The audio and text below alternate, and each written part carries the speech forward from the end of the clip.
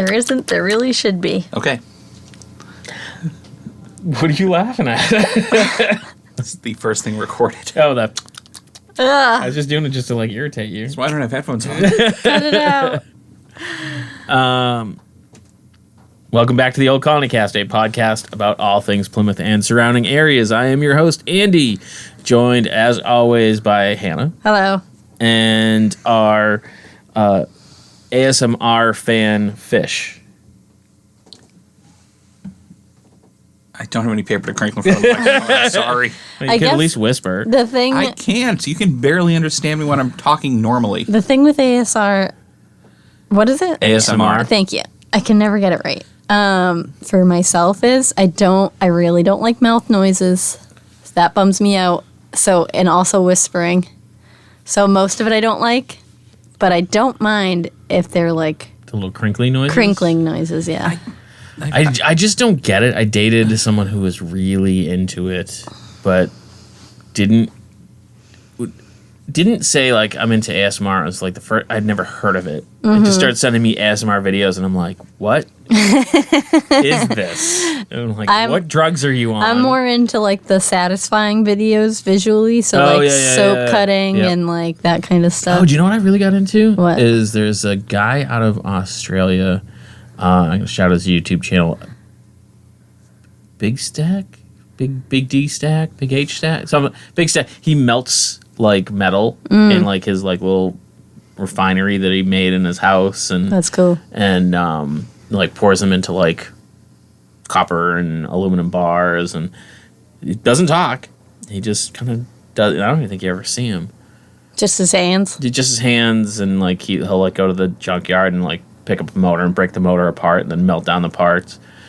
And it's like very kind of like calming. Yeah. And he's got the two cutest French bulldogs. Cool. Wholesome. Ingot and... Dingit. I forget what the other one It's a good dog name. Yeah, Ingot and... the other one has like some sort of like metal refining type name too. I can't remember what it was. It's like but they're very cute. Welder. No. That's cool. I'll have to check that out. Yeah. I'm having issues with my contact. Excuse me while I touch my eyeball. Speaking of things I find... Makes great radio. All right. Well, I'm ready to go. You ready to go? So what are we talking about today, right. Hannah? I forgot we were doing So we're going to talk about the Boston Fire of 1872. Okay.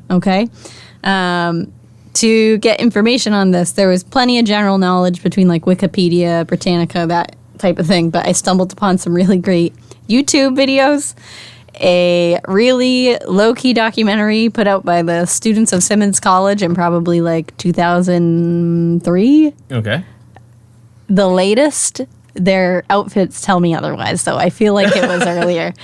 And then that was called A Search for a Memory, which led me to Bruce Twinkler, and he is the writer and director of Damrell's Fire, which is a book that he made into a movie, and he is by far like the end-all be-all knowledge on this fire. So I watched his WGBH presentation that he gave at the Old Meeting House in Boston. Okay. And I also watched his movie. Wow. Yeah. Okay. And he like knows everything about this fire. So most of the stuff I'm going to say probably came from him. Right. He's the guy. So I'm going to give you a quick overview of the fire, and then we're going to go. We're going to circle back. Dive. We're going to circle back around, okay? Right. So November 9th, around 7 o'clock. Lots of different websites. What year was this again? Sorry. 1872. Okay. Columbus sailed the ocean blue. I think it's 14. I'm joking. I'm joking. So November 9th, they say it began around 7. Now I've seen on some timelines like 6 o'clock and other ones at like 7:20. Well, it showed up a lot. But so, I mean, it was a long time ago.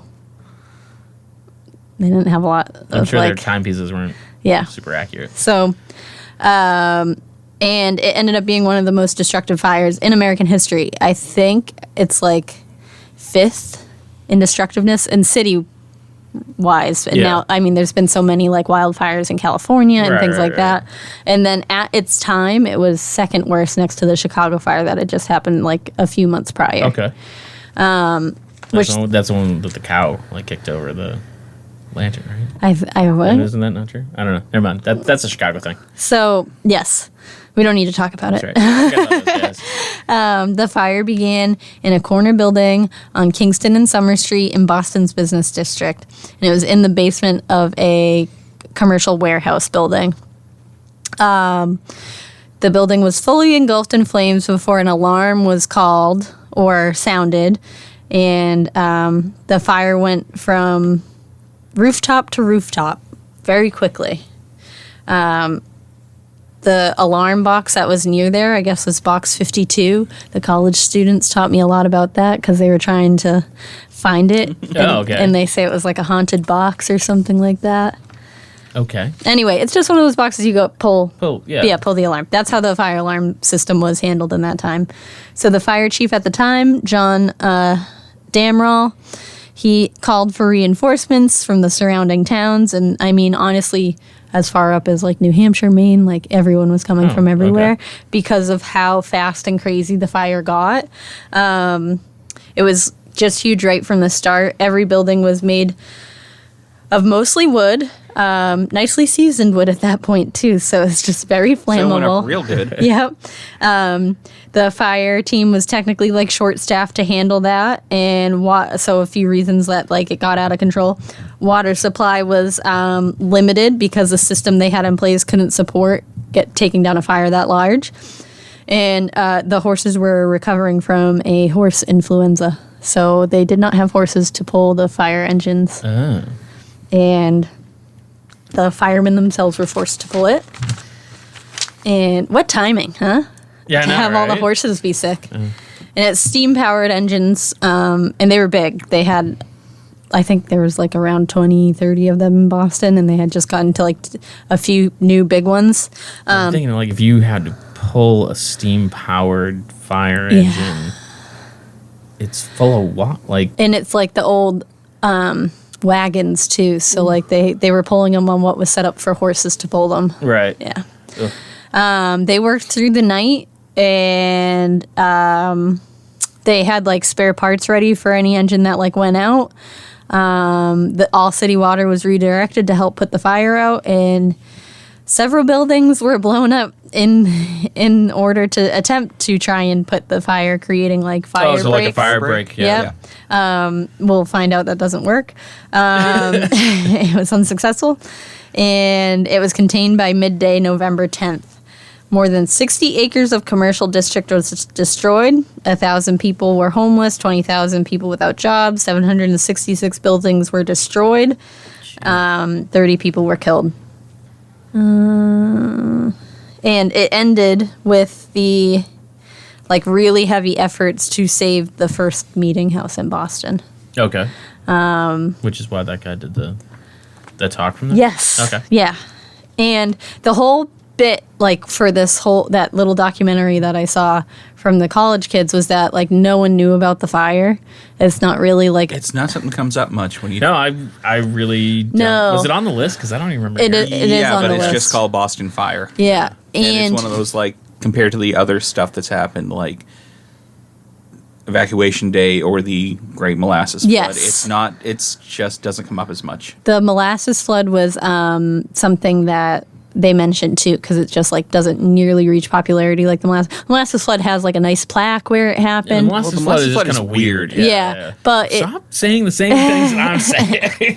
Freaking me out. But the whereas like the Boston Fire, it has like a plastic plaque on like a side of a building, and there's like a couple random markers, but like no one knows about it really. Yeah, no, I'm very unfamiliar. Right.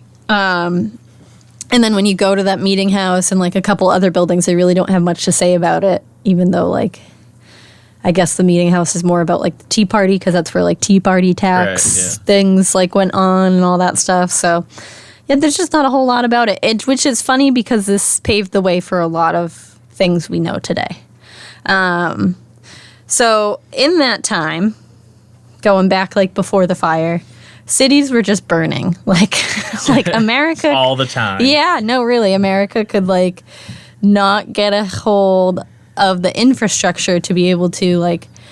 So it's like every major city have like wooden the St. Louis buildings. fire, the Chicago Yeah. fire, I assume every city that was made of wood around the turn of the 19th century probably burned down at some point. Yes. Because it's a bunch of dry wood and questionable public safety Yep. So infrastructure. Hundreds of buildings at a time. In each major city, like we talked about, due just to fire outbreaks and the city being unable to compete with it or handle it or anticipate it. It was, I think, Damrell explained it like build what you want where you want attitude. Yeah. But no one was really considering like safety implications of it. And he was a huge influence on how the fire issue needed to change and in turn affected the way like code was passed going forward.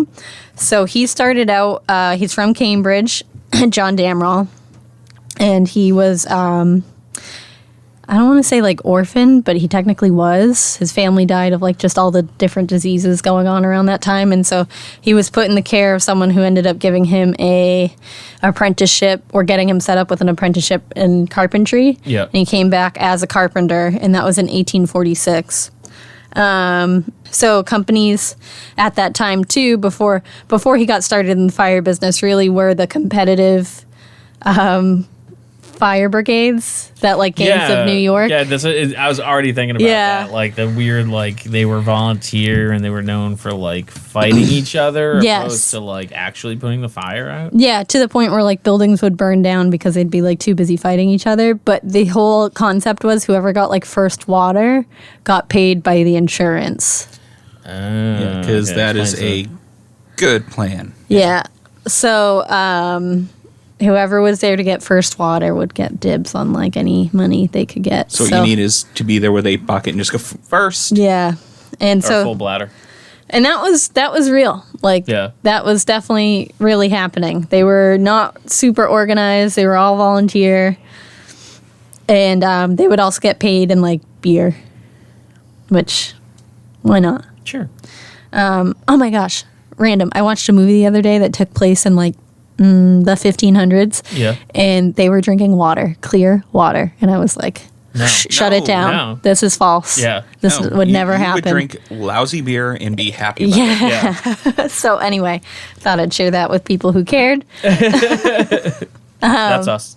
I'm pretty sure that's why she has the podcast. Yeah. Because otherwise, who would she tell these things to?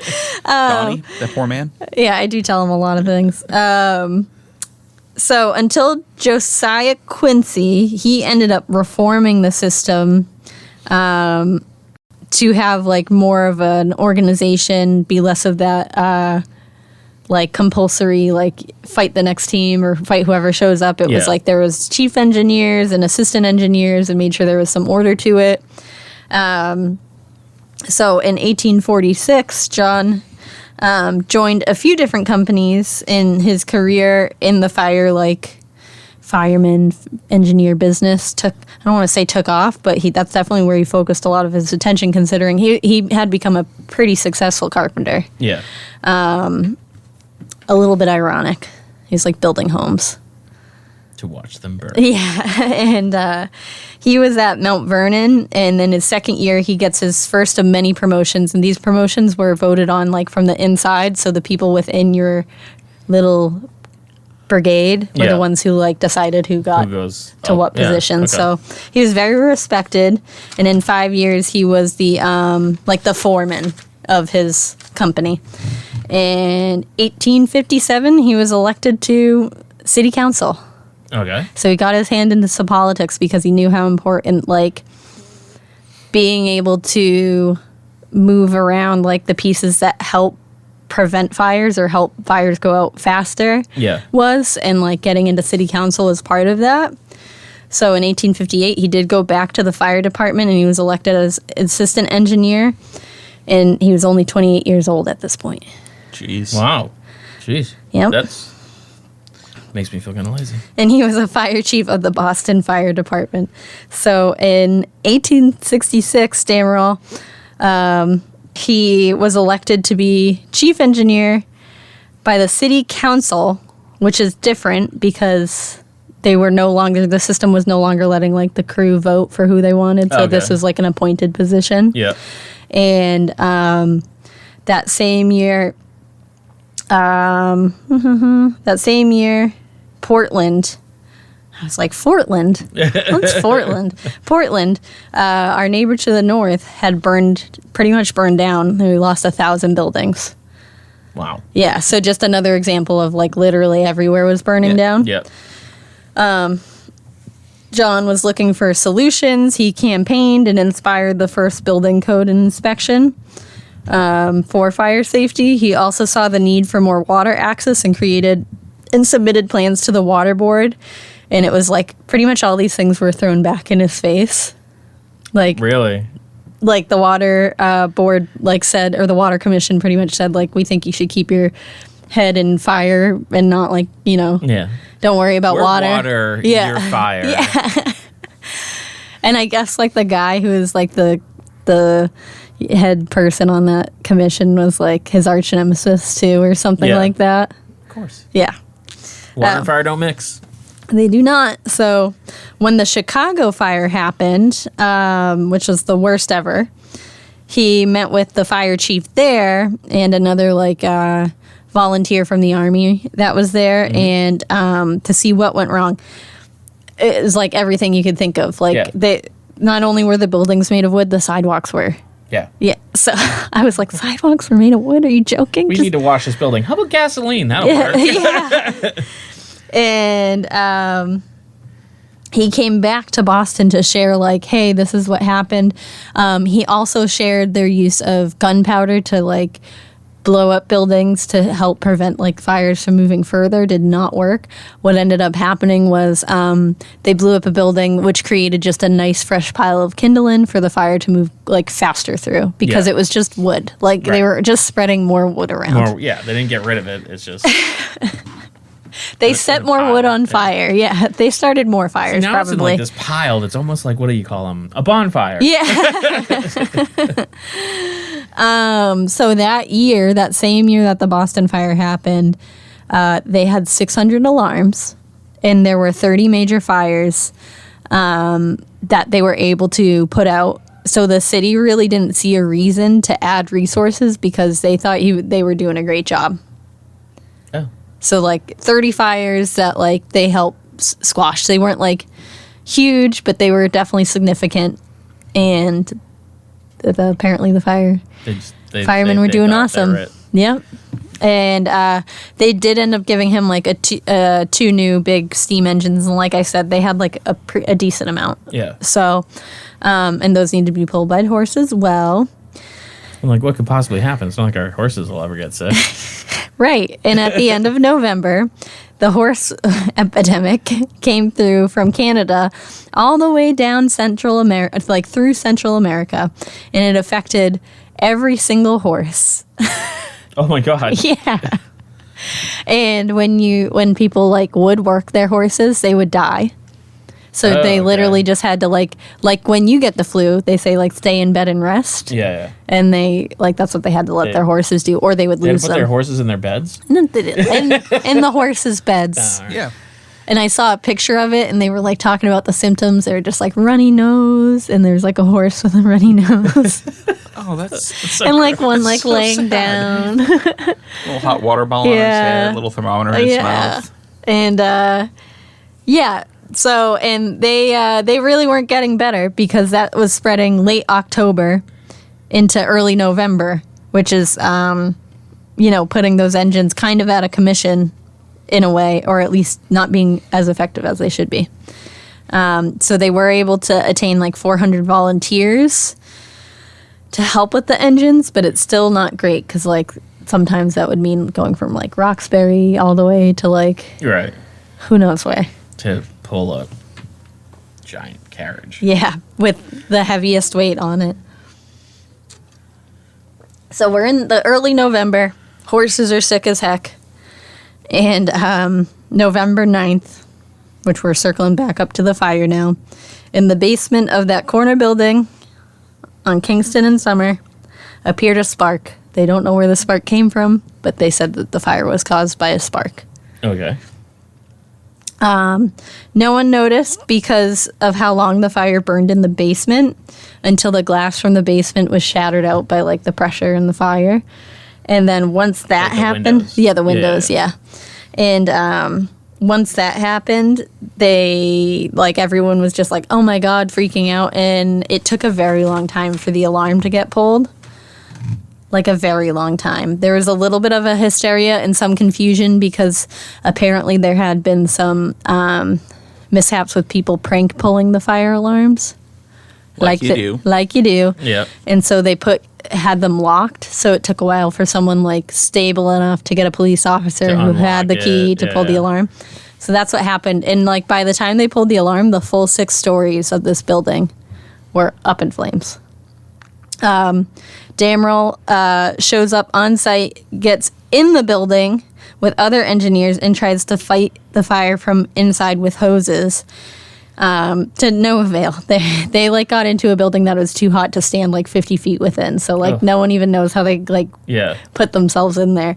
They were able to come out before it ended up collapsing. Oh, that's good. Yep.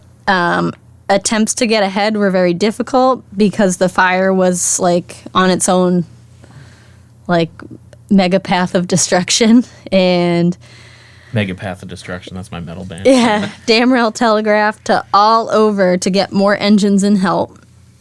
It was like one of the first telegraph systems to be used that way too. And the fire was going north. They were able to hold it off on the southern end. And it really didn't seem to matter in some instances like how many engines they had because there wasn't enough like water to actually like put anything out. Yes, exactly. 2 words that I heard over and over and over again, which I can only at this point say that there's many reasons why, but this is why the fire was as crazy it was. It was a firestorm. Have you guys heard of these? Yes. Yes. It's when a fire gets so big, it basically creates its own weather. Yes, so that's what happened. And also, wooden mansard roofs. I mean, you don't have to tell me. Okay, for our audience. Yeah, because, I mean, we know. Yeah, okay. What that means. It's, so I'm sure there's a building down here that I could, like, point out that has one, but it's, like, that flat rooftop where it's like a tall story, and then it just slightly in with the windows still, like, hanging out a little bit. Oh, I think I understand. You know what I mean? Yeah. Nothing fancy. It's almost square, but it's not quite. Yeah. Gypsum just slightly, but still flat on the top. That's what that is. They were all wooden. Every building was made of as much wood as possible. And those 2 things were repeated over and over again. So if I got anything from this, those are the 2 main factors. Don't build giant cities out of wood. Yeah. Got it. So I think that type of building just like made the fires really effective for spreading. Yeah. They were very close together. Like I said, the supply was there of what it needed. Yeah. And it was just able to like move about very easily through the buildings because the whole neighborhood like was built out of all of those buildings. Yeah. And Damrell, it's just throughout the day showed a lot of courage. And, like in between directing things, he was running in to help people get out of buildings, like trying to help lost kids find their family, that kind of stuff. And in the middle of all this, he gets called to city council, like to the city hall. To yell at him or to... Because they're like, what's going on? Was he played by Tommy Lee Jones? No, they're like, you need to get to City Hall. And where he was like, they're like, what's the deal? We need an update. And I would have been like, I need to go. Yeah. Like, there's a situation. Can't you call me on my cell? Yeah. So, it's his cell telegraph. Yeah. They were ordering him to use gunpowder To blow up the buildings. to blow up the buildings. Which he knew wasn't going to work. Yes. So he said no, and against his orders, one of the dudes that like was telling him to do it like took some people and did that. And just blew up the buildings. He twisted his handlebar mustache. Yeah. And I wanted to blow up buildings for like 30 years, guys. This is my first chance that you're going to let me. We're doing this. Right. Yeah, it didn't work. But what did work and what ended up protecting the southern side of the fire was wetting sails and like cloths and like putting them over the tops of the buildings so that it was like soaking the buildings that way. So when sparks would land, they'd go up. Yeah. And then so this is what they did to help protect the meeting house when the fire was like edging in over there. Okay. Which I don't know. Like, I don't know if specifically they were like, we have to protect this house. Like, this, it is a historical place. Yeah. Or I don't know if they were just like, this just so happens to be where the fire is and we need to stop it. It is a historic place, but was it that historic at that time? I mean, I suppose it was. Yeah, I mean, it's been less than 100 years since the Revolution. But wait. Now. A little over 100 years. About 100 years. Okay, all right. So, and that's where the fire ended. And that was the next day, like, in around like noon or whatever. So it was going for a long time. These guys were at it forever and ever. And it finally ended. Damrell became like the guy because of all the concepts he had and ideas to spread to be like make cities more safe and more like resistant to fires. And he began the National Association of Fire Engineers to improve like fire safety around the country. This was a meeting of like fire chiefs and whoever to. I wonder if he was a super like sarcastic jerk about it and like, you know what we can do? We can do, this, and this, like I already said. And he still was kind of given some like, I don't know, like pushback, like in Boston still. Really? Yeah, I'll tell you. But that's weird because Bostonians are known for being so polite. I know. Nice.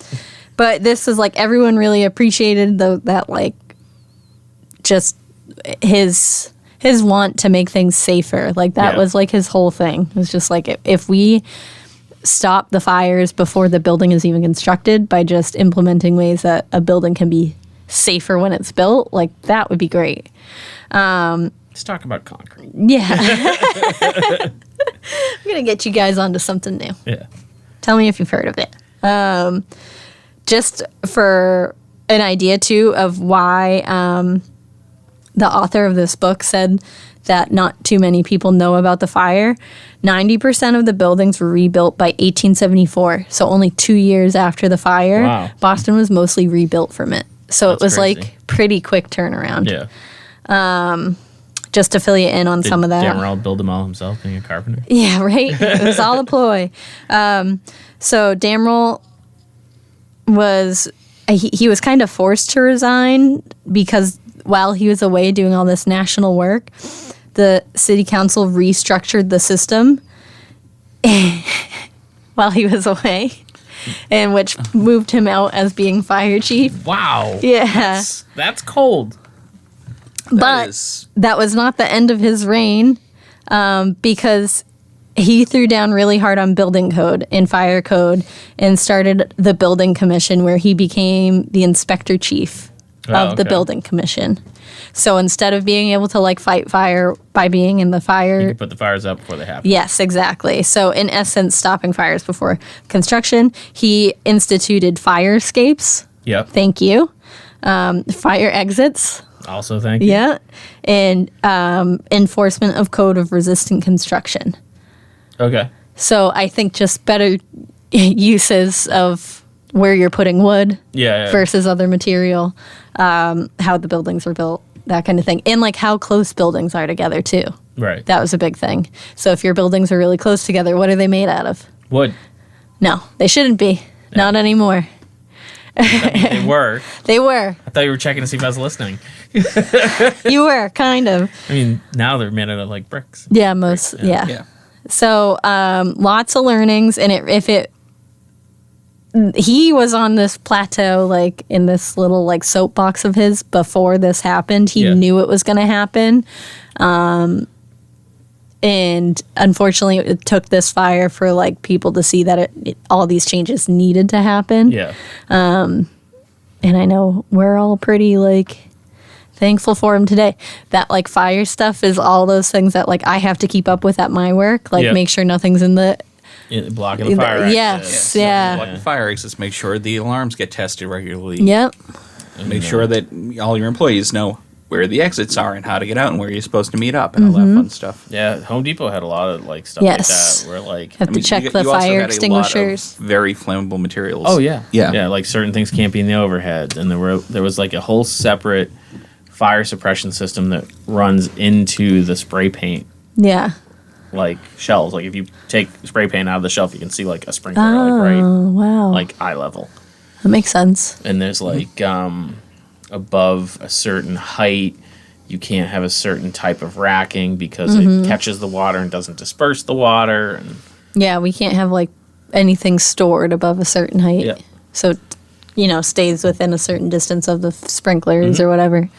But yeah, there's a lot. A lot came from it. It was a really, really crazy thing that happened that I feel like there's very little memory of when you walk into the city. Like, I really knew nothing about it. Right? And for someone like Damrell, who not only saved people then, but just like if you're going to factor in how many people were saved by the things that he like put in place, I mean, right? Millions. Yeah, for sure. Yeah. It's really wild. It's crazy. Yeah. So thank you. Thank you, Damrell. Yeah. Thanks, John. I think this is the part where we stop talking. And thanks for checking out the show today, listeners. If you enjoyed the content today, you can go over to patreon.com/Inebri-art to support the show. You can join over there for just a few dollars a month and help us provide this fun content that you just checked out. You can also email us at Inebri-art.com with your questions, complaints, and concerns, or you can find us on all social medias at Inebri-art or at Inebri-art6 on Instagram. And also don't forget to check out our other shows, Bar Talk Podcast, Old Colony Cast, Inebri-art, and all the other shows on the Inebri-art Network, which you can find at Inebri-art.com. Thanks again for listening.